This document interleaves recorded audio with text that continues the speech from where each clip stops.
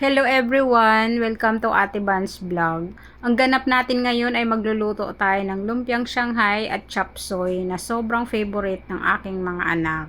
Tara, umpisahan na natin. At ang una nating gagawin ay syempre himayin natin yung ating wrapper at saka kayurin natin yung ating carrots.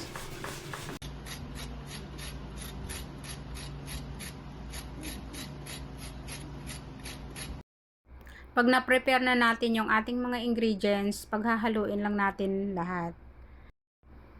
Una, yung ating sibuyas, celery.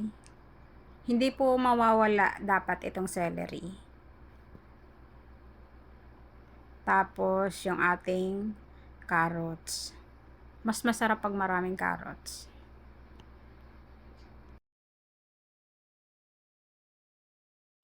Garlic powder na lang ginamit ko kasi ayaw ng mga bata pag may nakakagat silang mga buo-buo.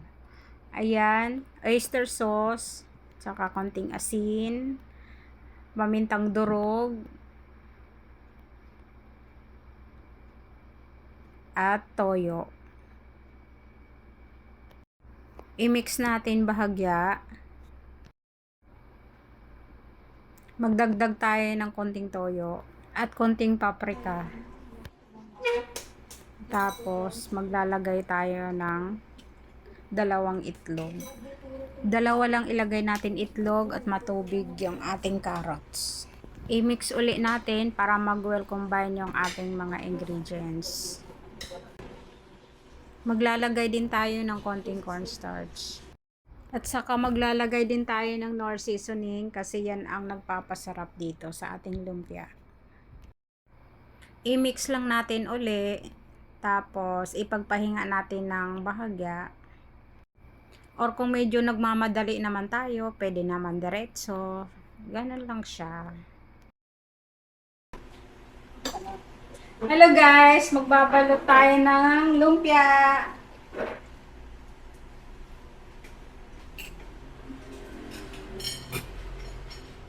Halika natin. Ayaw makidyo.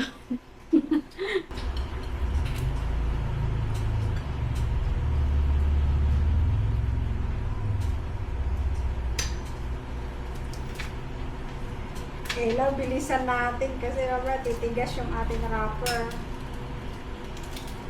Tumigas na nga siya.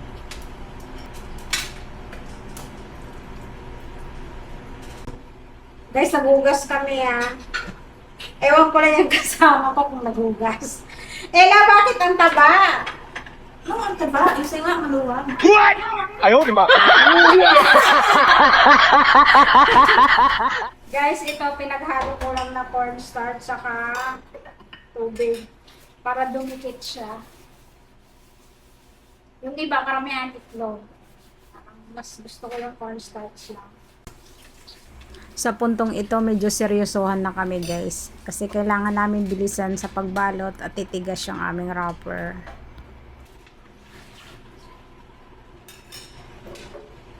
Hindi kasi kami nawawalan sa ref nito guys Minsan may oras na tatama rin ka magluto. May nadudukot ba? Ito na yung nagawa natin guys. Ito yung ating lulutuin ngayon.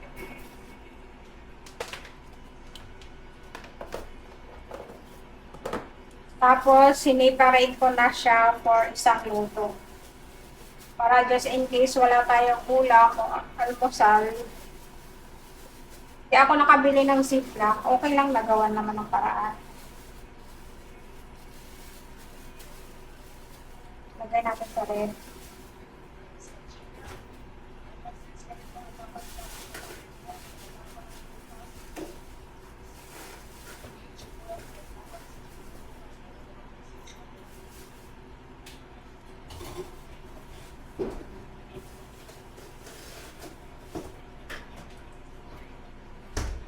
Ito yung ating lulutuin ngayon. Tapos, ito naman yung pinapos ng wrapper. Let's go! Magluluto na tayo!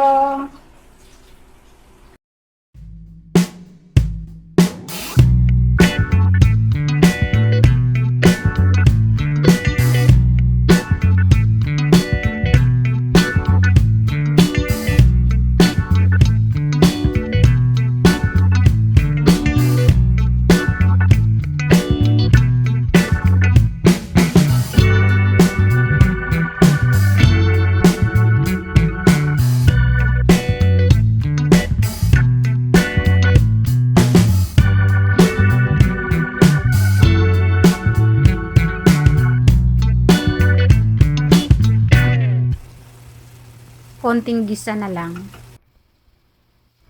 At ngayon, ipiprito na natin yung ating lumpia.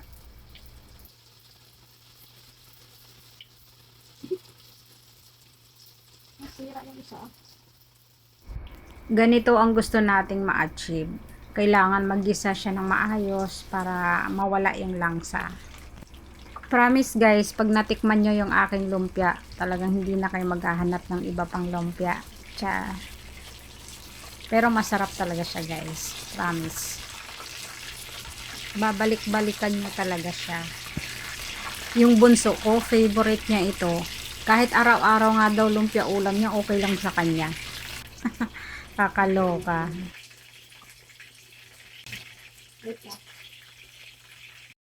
Lagyan natin paminta guys.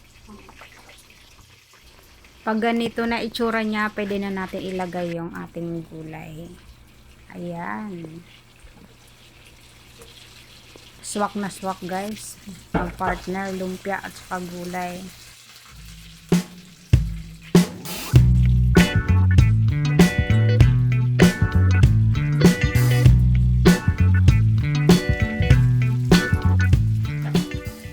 Gana natin yung ating cauliflower.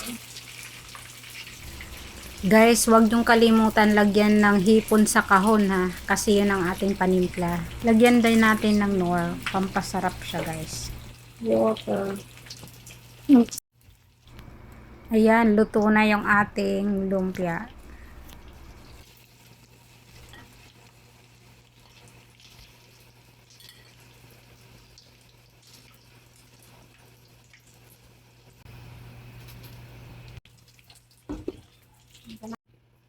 Isunod na rin natin yung pangalawang batch.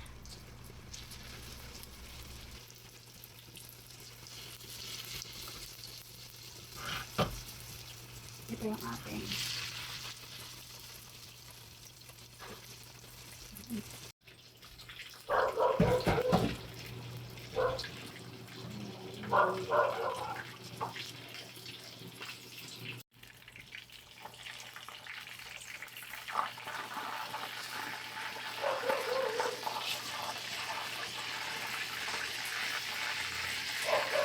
Wow!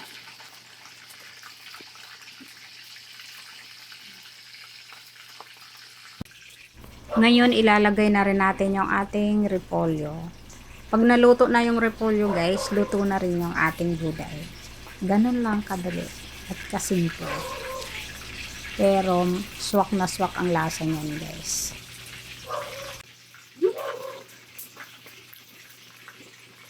Okay na.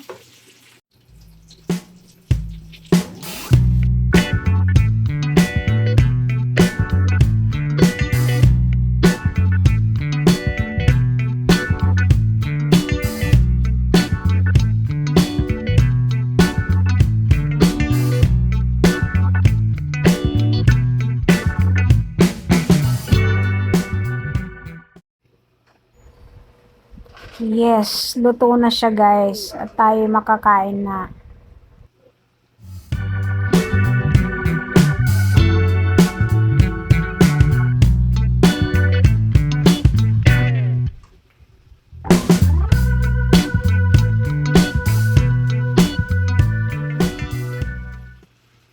Titikman muna natin. Sarap na. Okay na. Dito na ito. Let's go! Kainan na!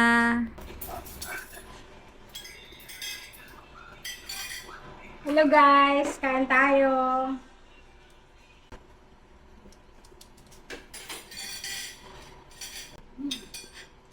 Sel, kain na tayo! Pagulay guys. Ito nga pala yung kinapos kami ng wrapper kanina. Kain na natin Ella.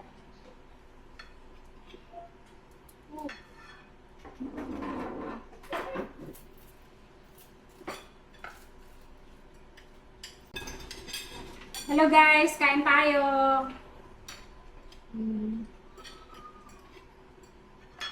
Sarap ng gulay. Sarap. At dito magtatapos ang ating vlog. Thanks for watching guys. See you on my next vlog. Bye!